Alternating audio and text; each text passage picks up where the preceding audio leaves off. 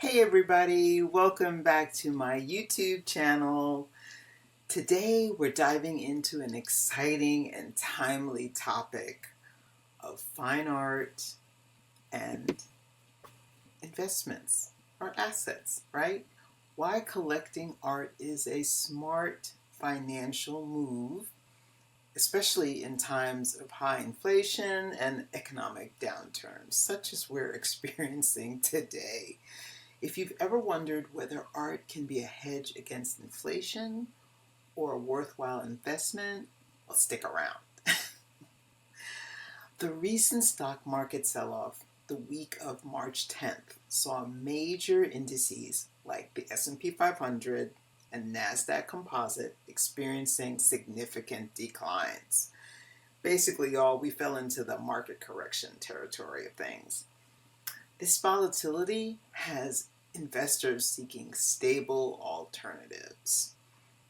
Fine art emerges as a compelling option, offering low correlation to traditional markets and acting as a tangible asset that retains value.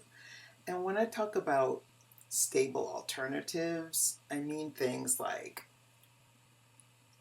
tangible assets, something you can hold on to, okay? Like real estate, like gold, like commodities, and art.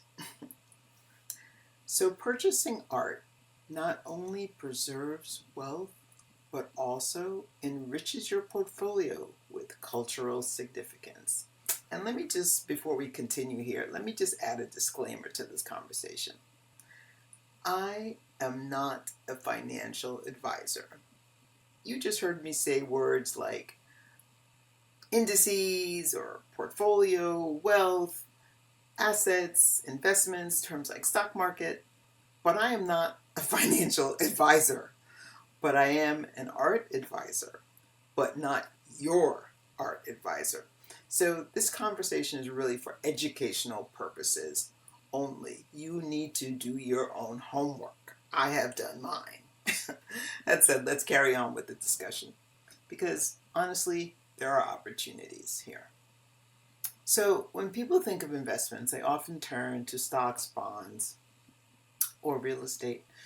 But fine art has been a reliable store of value for centuries.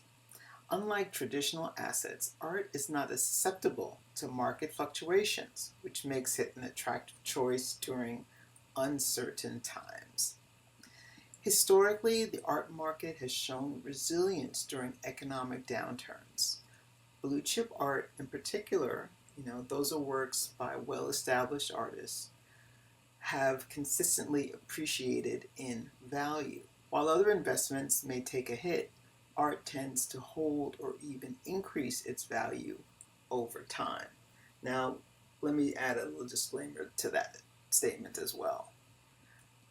Depending on the taste of that time period we're talking about, right? Because brown furniture was in for a time, brown furniture can be out for a time. So you need to do your homework.